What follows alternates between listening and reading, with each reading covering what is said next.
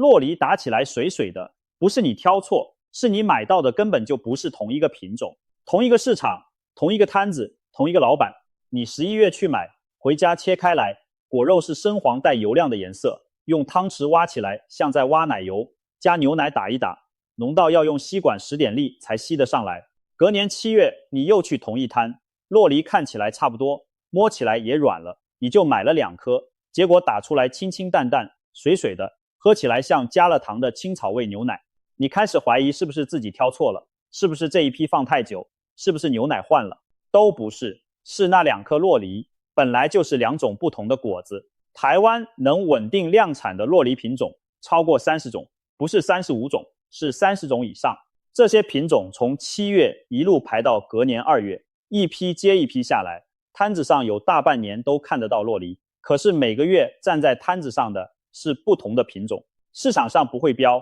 摊商也很少主动讲，大家就通通叫它洛梨。所以你以为你买的是同一种东西，其实这半年下来，你吃到的可能是3、4种完全不一样的果子。而这30几个品种之间最关键的差别，讲穿了只有一个字。这一支影片会把这个字讲清楚，也会把台湾洛梨从7月到隔年2月的逐月品种表一个月一个月念给你听。听完之后，去市场买洛梨这件事会从碰运气变成有把握。先把整张产期地图摊开来，台湾洛梨的产期大约从7月开始，一路到隔年的2月，其中9月是盛产期。这个时间长度你要先感觉一下，前后将近8个月。很多水果的产季只有1个月、2个月，过了就要等明年。洛梨可以拉这么长，靠的不是同一批树撑这么久，而是靠不同的品种轮流上场。农业单位把这些品种分成3大类：早生、中生、晚生。这3个词听起来很专业，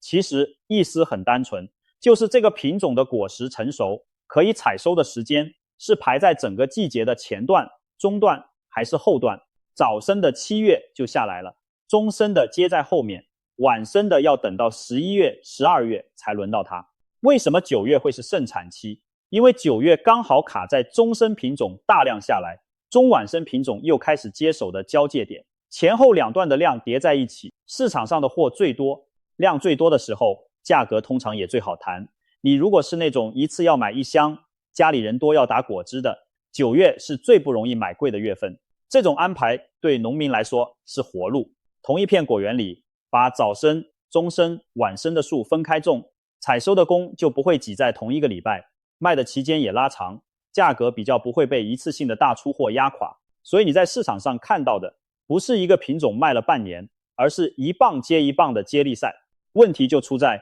接力棒换手的时候，没有人跟你讲，棒子换了，跑者换了，你手上那杯洛梨牛奶的味道也换了，你却还以为是自己的问题。为什么市场不标品种？原因其实很现实，一箱洛梨从产地送到批发市场，再分到摊商手上，中间换过好几手，品种名很容易在转手的过程中掉光。而且对摊商来说，写早生或晚生，客人听得懂；写10月红或秋可得，反而要花时间解释，久了大家就都不写了。可是这件事对你有影响，因为洛梨是少数几种品种差异大到会直接改变吃法的水果。芒果换品种，你顶多觉得甜度不一样；洛梨换品种，你连这一颗该打成汁还是切成块都要重新决定。接下来我们用台南大内当例子，把这条接力赛的名单逐月念一次，你不用抄下来，听个大概的节奏就好。重点是知道每个月站在摊子上的是谁。大内是台湾洛梨最重要的产地之一，依照2026年7月的媒体报道，大内的洛梨产量大约占全台湾的1/4，也就是说，你在市场上每买4颗台湾洛梨，就有1颗左右是从那边来的。所以拿大内的品种行事历当基准，准确度是够的。6月底到7月，最早下来的是早生品种，这时候的主角有3个：黑美人、嘉陵1号。嘉陵1号也有人叫它菜寮，还有嘉选4号。黑美人是很多人第一次认识台湾洛梨的品种，果皮成熟时会转深色，名字就是这样来的。这一段时间的洛梨是整个季节里最年轻的一批，也是很多人1年当中第一次看到本地洛梨上市的时候，看到就想买是人之常情。但这一批的个性跟年底那一批差很多，等一下就会讲到差在哪里。7月到9月换中生的品种上场，红心源、润地、麻豆中生。麻豆中生这个名字最老实，前面是地名，后面直接告诉你它是中生种，什么时候下来写在名字里。这一段刚好也涵盖9月的盛产期，市场上的量最大，价格通常也最漂亮。红心源跟润地这两个名字比较不好猜产期，可是你只要记住他们是7月到9月这一段的就够用了。你在摊子上如果听到老板讲红心，讲的多半就是这一批中生的果子。这一段其实是最多人买到却最少人搞清楚的一段，因为7月到9月正好是量最大最好买到的一段，大家顺手就买了，买回去打成汁，觉得还可以，就以为洛梨牛奶本来就是这个味道，等到11月不小心买到晚生果，才发现原来可以浓成那样。9月到11月中晚生的品种接手，这一段的主角是金力士、黑金晚生、十月红。十月红这个名字也很直白，月份就写在名字里，10月这一段采收。黑金晚生更不用说，名字里就有晚生2个字。走到这个阶段，洛梨已经不是7月那个样子了。你如果9月买过一次，10月又买过一次，仔细比一下，你会发现10月那颗挖起来明显稠一点，这个变化不是错觉，是品种真的换了。这一段也是我个人觉得最好买的时期，天气开始转凉，果子的浓度上来了，但又还没到最厚重的程度，不管你要打汁还是切块，这一段都不会出错。11月到12月最后一棒是真正的晚生品种邱可德跟厚儿。邱可德这个名字你就当它把秋天记在里面，厚儿这个名字光听就知道走的是厚实路线。这两个品种是整个产季的压轴，也是最多老饕在等的一批。再往后走，隔年1月到2月市面上还看得到的多半是晚生品种的尾生果，量已经少很多，各地的说法也不太一样，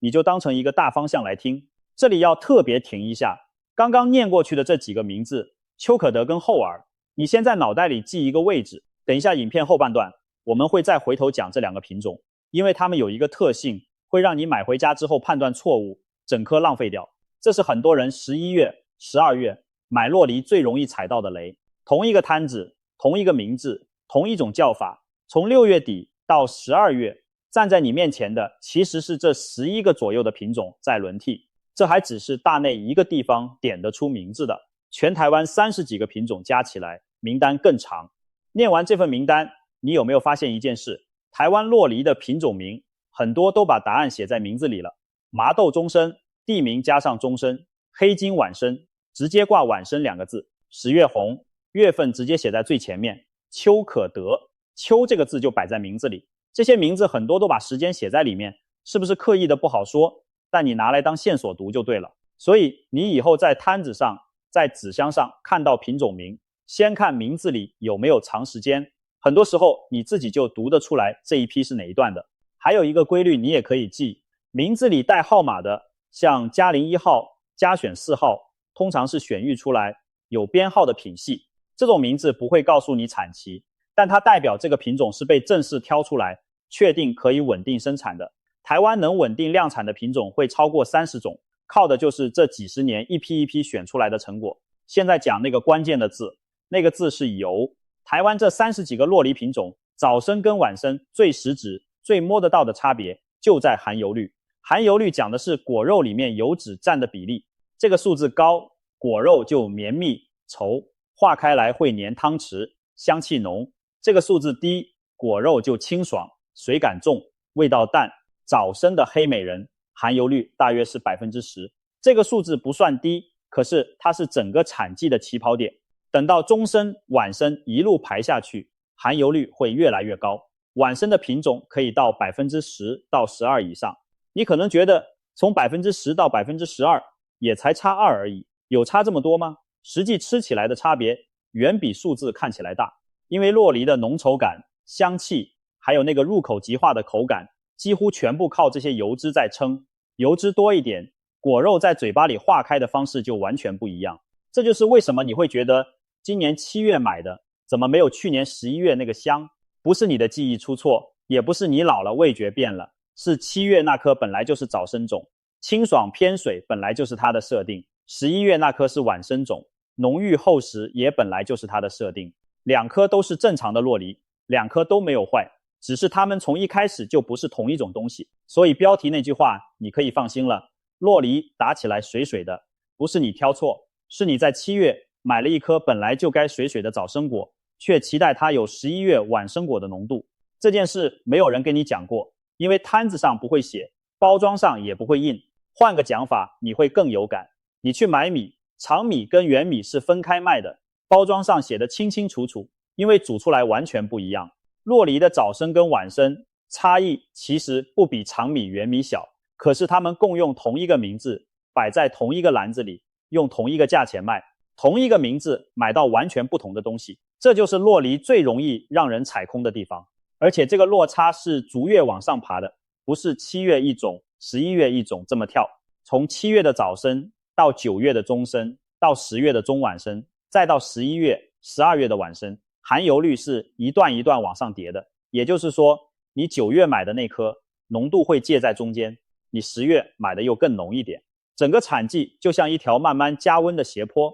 你站在斜坡的哪个位置，决定你今天吃到什么。这里要补一句公道话，含油率不是越高就越贵，越高就越好。早生果有早生果的市场，7月天气热，大家要的就是清爽，太浓反而卖不动。晚生果有晚生果的市场，天气凉了，大家想吃厚实一点的东西，品种被分成早中晚，本来就是为了对应不同月份的需求，不是为了分高下。还有一个变数要讲，同一个品种采收的早晚也会影响它最后的表现。洛梨是采下来之后才在室温慢慢熟的果子，所以采收的成熟度没到，后熟出来的风味就会打折。这一点在业界是常识，不过每一批的状况不同，各家的说法也不一样，你就当成一个背景知识，知道市场上同一个品种也会有落差就好。真正你控制得了的变数还是月份跟品种。知道了油这件事，接下来就好办了，因为含油率高低没有好坏之分，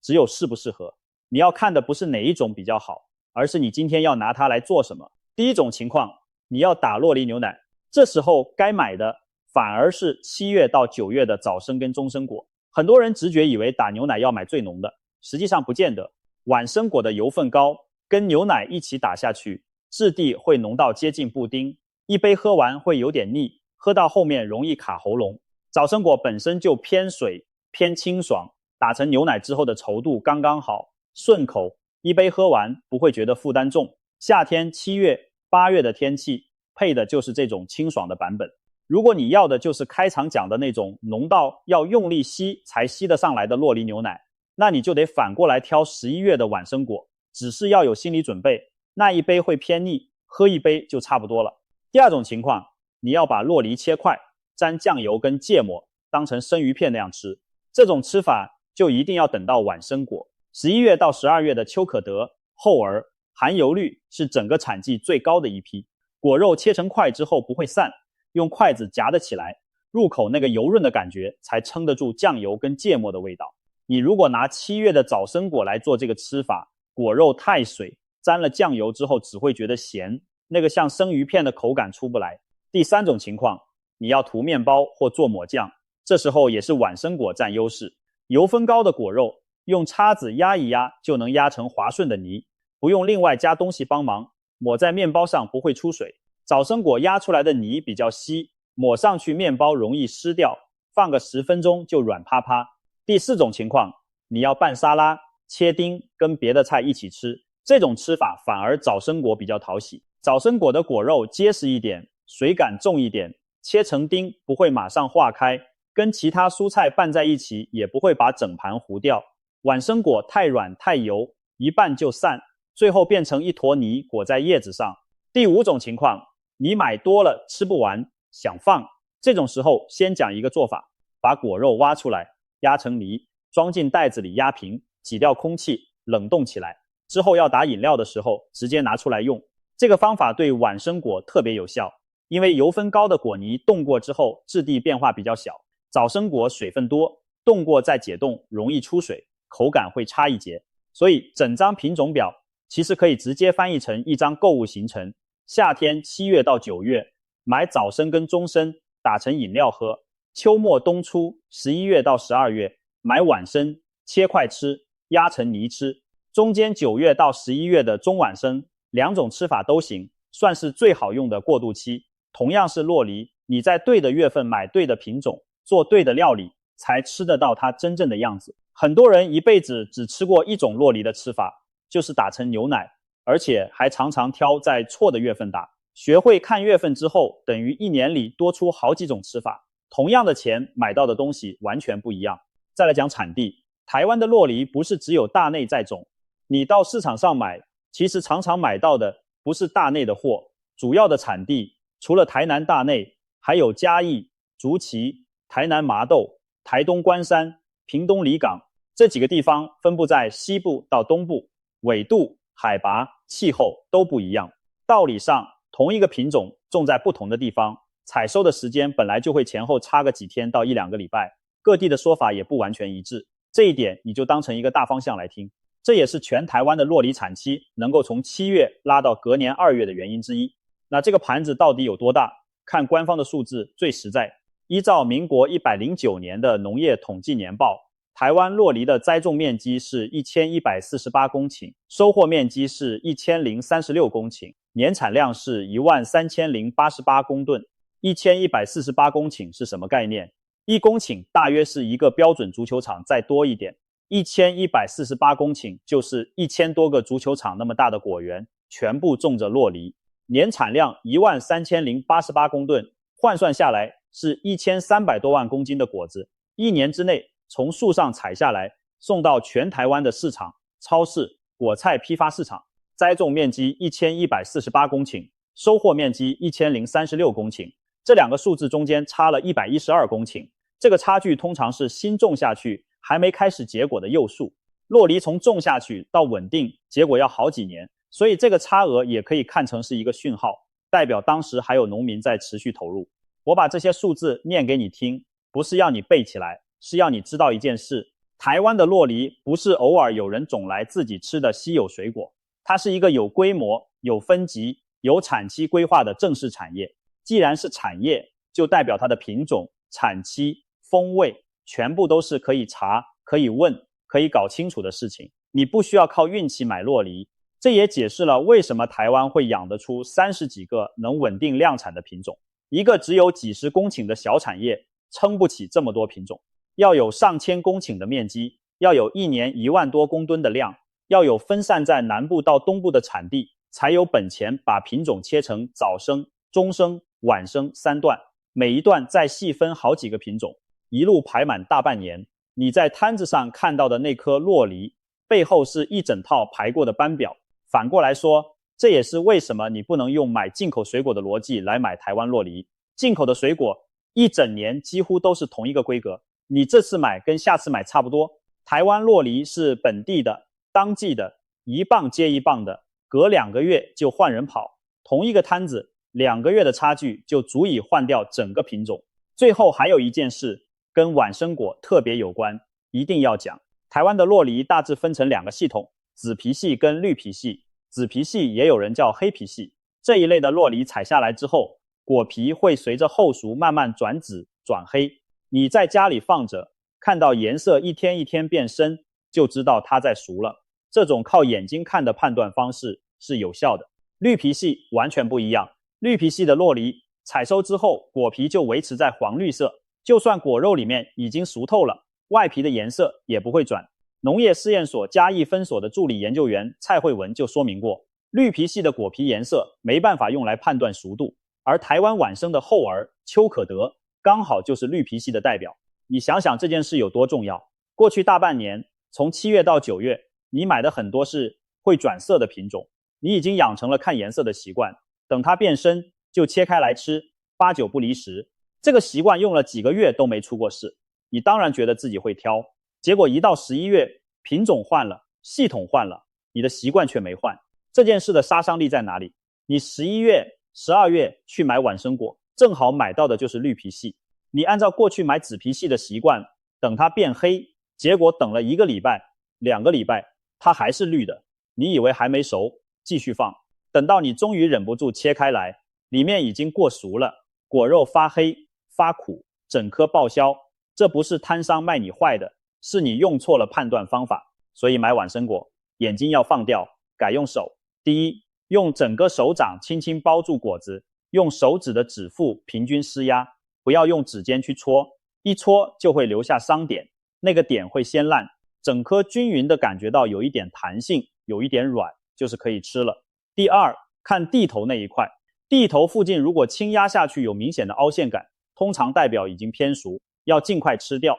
第三，如果蒂头掉了，露出来的地方是浅绿色的，代表熟度刚好，如果已经变成深褐色，里面很可能过头了。还有一个最土但最有效的方法，你买回家如果觉得还太硬，用报纸包起来，跟苹果或香蕉放在同一个袋子里，室温放个1-2天，通常就会软。变软之后，如果一时吃不完，再放进冰箱冷藏，可以拖几天。反过来，还没软就先冰起来，后熟会被打断，那颗酪梨很可能就再也熟不了了，切开来永远是硬的、涩的。这一点在买晚生果的时候特别要注意，因为绿皮系看不出颜色，很多人买回家顺手就丢冰箱，想说先冰着再说，结果那颗果子在还没熟的状态下被冰住，后面怎么放都救不回来。你切开来会看到果肉偏白，质地木木的，那个油润的口感完全出不来，你会以为是买到不好的货，其实是被冰坏的。所以买酪梨回家，第一件事不是开冰箱，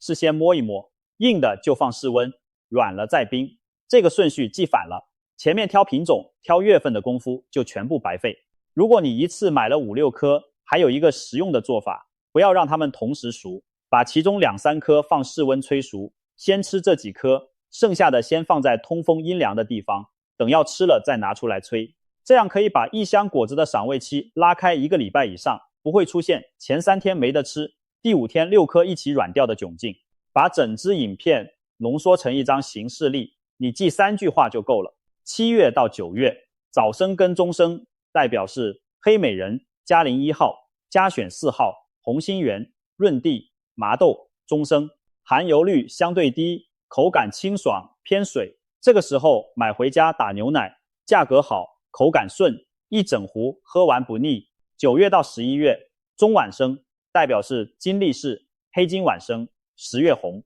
含油率往上走，浓淡都适中，这一段最好用，打饮料可以，切块吃也可以。11月到12月，晚生代表是邱可德跟厚儿，含油率最高，果肉最绵密，这个时候买回家切块，沾酱油、芥末，或是压成泥抹面包最对味。同时记得这2个品种是绿皮系，熟了也不会变黑，一定要用手感判断，不要用眼睛等它转色。最后给你一个最实际的做法，市场上的摊商多数不会把品种名一个一个写出来，大部分就是简化成早生、晚生2种讲法，甚至什么都不讲。你不用背那30几个名字，你只要开口问一句话就好，你就问老板，这一批是几月的？是早生还是晚生？这句话不会让人觉得你在刁难。摊商每天在卖，这一批是几月的？是早生还是晚生？他心里最清楚，只是没有客人问过他而已。你一问，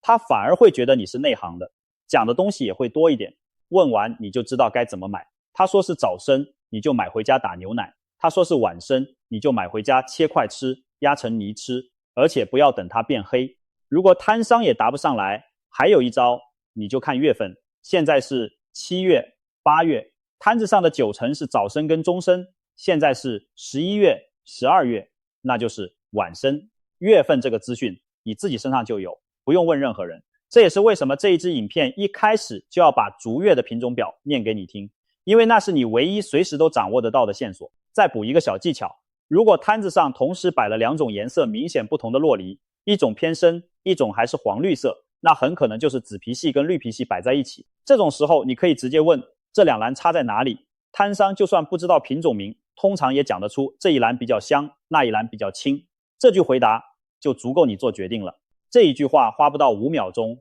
却可以让你接下来大半年买的每一颗酪梨都买在它最适合的用途上。从今年开始，走到摊子前面，先问月份，再决定要拿它做什么。买对月份，你就买对了品种，买对品种，你手上那颗酪梨才会做出你要的那道东西。